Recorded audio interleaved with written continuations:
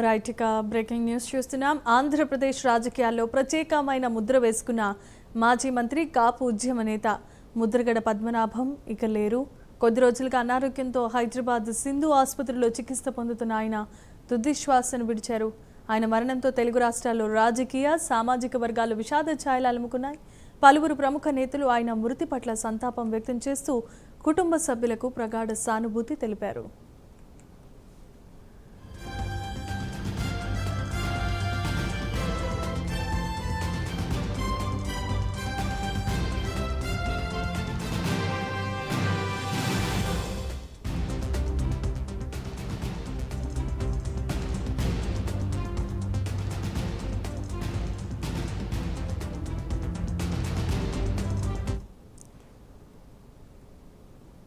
Right ఇక ముద్రగడ పద్మనాభం సింధు హాస్పిటల్లో చికిత్స పొందుతూ తుది శ్వాస విడిచారు. దీనికి సంబంధించిన మరిన్ని అప్డేట్స్ అందించడానికి సింధు హాస్పిటల్ నుండి ప్రత్యక్ష ప్రసారం ద్వారా మా కరెస్పాండెంట్ హరికృష్ణ ఉన్నారు.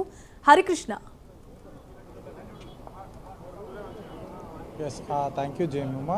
కాసేపటి క్రితమే కాపు ఉద్యమ నేత మాజీ మంత్రి ముద్రగడ పద్మనాభం మృతి చెందడం జరిగింది. ఆయన చాలా రోజుల నుంచి కూడా అనారోగ్యంతో బాధపడుతూ కూడా కాసేపటి క్రితమే ఆయన ఒక ప్రైవేట్ హాస్పిటల్లో మృత్యువాత చెందడం జరిగినట్టుగా అయితే ప్రకటన తెలుస్తుంది. అయితే ప్రస్తుతం మనం హాస్పిటల్లో వద్ద ఉన్నాం. ఇక్కడికి ఈ యొక్క కాపుకు సంబంధించిన నేతలంతా కూడా పెద్ద ఎత్తున ఇక్కడికి వస్తున్న పరిస్థితి అయితే ఉంది. అయితే కాపు సామాజిక వర్గానికి సంబంధించి ప్రత్యేక రిజర్వేషన్ల కోసం పెద్ద ఎత్తున ఆయన కృషి చేశారు.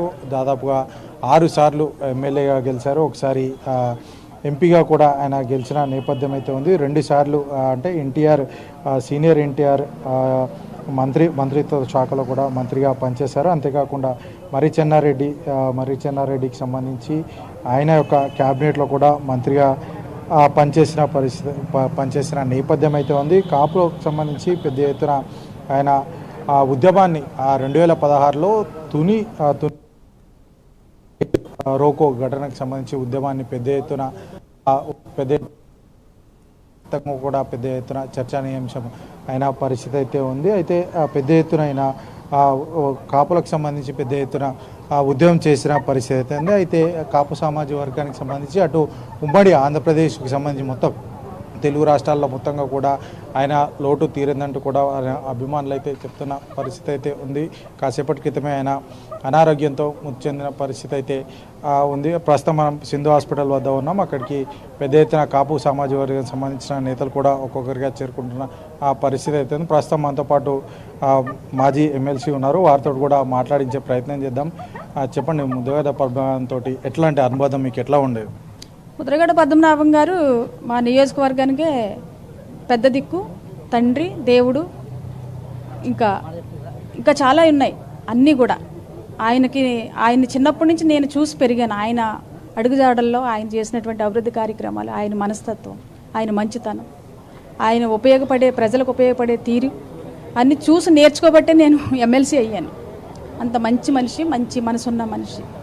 ఒక కులానికి నాయకుడు కాదండి, కులాలకు అతీతంగా కులాలందరూ కూడా డెవలప్ అవ్వాలని, కులాలు అన్నిటిలోనూ కూడా సంక్షేమం అందాలని, రాజకీయంగా ఆయన ఎన్నిసార్లు పోటీ చేసిన అన్నిసార్లు కూడా ఓటమి లేకుండా నెగ్గినటువంటి వ్యక్తి. కేవలం ఆయన సంపాదన కోసం కాదు, ప్రజల కోసమే. ఆయనకు సంపాదన ఏనాడు కూడా సంపాదించుకోవాలనేటువంటి ఆశ లేదు.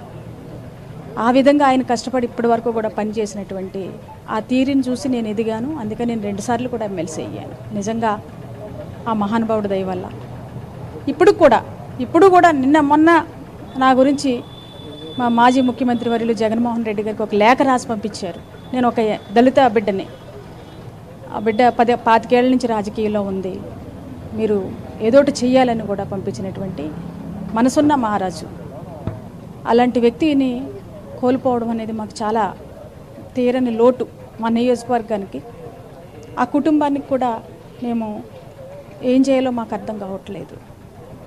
గిరిబాబు అంటే చాలా మంచి వ్యక్తి, ఒక రాజకీయ నాయకుడు కొడుకులా ఉండడు. ఎడ్యుకేషన్ బాగా చదువుకున్న వ్యక్తి. ఎప్పుడు కూడా ఆయన పాలిటిక్స్లోకి రావాలని ఆశ లేదు. మరి జగనన్న గిరిబాబు గారిని తీసుకొచ్చి ఆ ప్రతిపాడు నియోజకవర్గం ఇన్ఛార్జిగా ఇచ్చారు.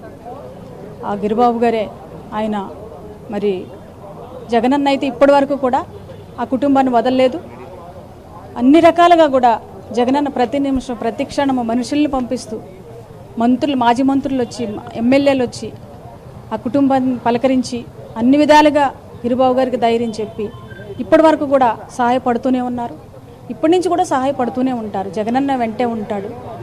జగనన్న వెంట గిరిబాబు ముద్రగడ పద్మనాభానికి సంబంధించి ఆయన మాజీ మంత్రిగా 2 సార్లు క్యాబినెట్లో మంత్రిగా చేశారు. అనేక ఉద్యమాలు నిర్మించారు కదా, ఆ ఉద్యమాలకు సంబంధించి ఏం చెప్తారు? ఉద్యమాలు అనేది మంచి జరగాలని చేశారు. ఆయన న్యాయ పోరాటం చేశారు తప్ప అన్యాయంగా ఏనాడు కూడా ఆయన ప్రవర్తించలేదు. అవును, కులాలకు ఇస్తానన్నటువంటి రిజర్వేషన్లో లేకపోతే కులాల వారీగా మీరు చేస్తున్నటువంటి సంక్షేమ పథకాలు ఎందుకు కుంటుపడ్డాయని ప్రశ్నిస్తూ ఉద్యమాలు చేశారు తప్ప ఏనాడు కూడా ఆయన స్వార్థం కోసం కానీ ఆయన పేరు కోసం కానీ ఆయన ఎప్పుడు కూడా స్వార్థంగా ఆలోచన చేయలేదు. అందరికీ ఉపయోగపడే పని కోసమే ఆయన ఉద్యమాలు చేశారు. ఆ ఉద్యమంలో ఒక నీతి ఉంది, న్యాయం ఉంది, ధర్మం ఉంది. అదే రకంగా ఈ రోజు వరకు కూడా ఆయన ఉండడం జరిగింది. 2016లో ఈ రిజర్వేషన్లకు సంబంధించి పెద్ద ఎత్తున ఉద్యమం చేశారు. దేశవ్యాప్తంగా కూడా ఈ ఉద్యమాన్ని ఒక్కసారిగా తట్టిలేపిన పరిస్థితి. అట్లా ఏం చెప్తారు? ఆ ఉద్యమంలో కాపు కులానికే నాయకుడు ఈయన అని ఏ ఉన్న కులాలు కూడా అనుకోలేదండి. దేశవ్యాప్తంగా కాదు, ప్రపంచవ్యాప్తంగా కూడా ఆయనకి సపోర్ట్ చేశారు అందరూ. ఆయన ఉద్యమానికి అందరూ కూడా నాంది పలికారు, అందరూ సపోర్ట్ చేశారు. అప్పుడు కూడా ఏ కులం వాళ్ళు తక్కువ కులం వాళ్ళు కానీ లేకపోతే ఇంకో కులం వాళ్ళు కానీ ఏ కులం వాళ్ళు కూడా ఈయన కాపు నాయకుడు అని చూడలేదండి. మేము ఎవరిని కూడా అందరూ నాయకుడిగానే చూసాము. ఆయన కూడా ఆ కాసేపు ఆ రిజర్వేషన్ కోసం ఎలక్షన్ ప్రామిస్ ఏదైతే ఉందో అది చేయకుండా నువ్వు గవర్నమెంట్ వచ్చిన తర్వాత ఎందుకు చేయవని నిలదీయడానికి ఉద్యమం చేశారు తప్ప ఆయన స్వార్థం కోసం కాదండి. ఆయనకి ఏ స్వలాభం కోసం కాదండి. ఆయనకి ఏమీ కూడా వస్తుందనేటువంటి ఆలోచన లేదు. ఆయన నిస్వార్థంగా నిజాయితీగా పనిచేశాడు. ఆయన ఎన్నిసార్లు ఎమ్మెల్యే అయినా 2 సార్లు క్యాబినెట్కి వెళ్ళినా ఇప్పటి వరకు కూడా అసలు ఎలాంటి కరప్షను లేకుండా ఏ స్వార్థము లేకుండా ఆ కుటుంబాన్ని చూసుకుంటూ ఆయన కష్టం మీద ఆయన బ్రతుకుతూ అందరికీ ఉపయోగపడుతూ అన్ని విధాలుగా కూడా ఈ రోజు వరకు కూడా ఆయన మరి ఎందుకు నిన్న కాక మొన్న కూడా ఇప్పుడు మొన్నటి వరకు పెళ్ళిళ్ళు జరిగాయి. ఆ ప్రతి పెళ్ళికి కూడా హాజరయ్యి అందరినీ ఆశీర్వదిస్తూ అందరితోనూ కూడా చాలా చక్కగా నవ్వుతూ పలకరిస్తూ అందరితో కూడా తోడుగా ఉన్నటువంటి మహానుభావుడు మా ముద్రగడ పద్మనాభం గారు. 6 సార్లు నియోజకవర్గానికి సంబంధించి ఎమ్మెల్యే అయ్యారు, ఒకసారి ఎంపీ కూడా అయ్యారు కదా, ప్రజలతో ఎట్లా ఉండేది? చాలా బాగా అన్ని రకాలుగా కూడా అందరికి అందుబాటులో ఉంటూ అన్ని రకాల సంక్షేమం కూడా అందేలాగా చూస్తూ మంచి గొప్పగా పనిచేసినటువంటి మహానుభావుడు. ఓకే, కుల మతాలకు అతీతంగా ఈ యొక్క ముద్రగడ పద్మనాభం అనేక పోరాటాలు చేశారు. సంక్షేమ పథకాలకు సంబంధించి కింది వర్గాలు, బడుగు బలహీన వర్గాలకు ఎందుకు అందట్లేదంటూ కూడా పెద్ద ఎత్తున ఆయన ఉద్యమం చేసిన నేపథ్యం అయితే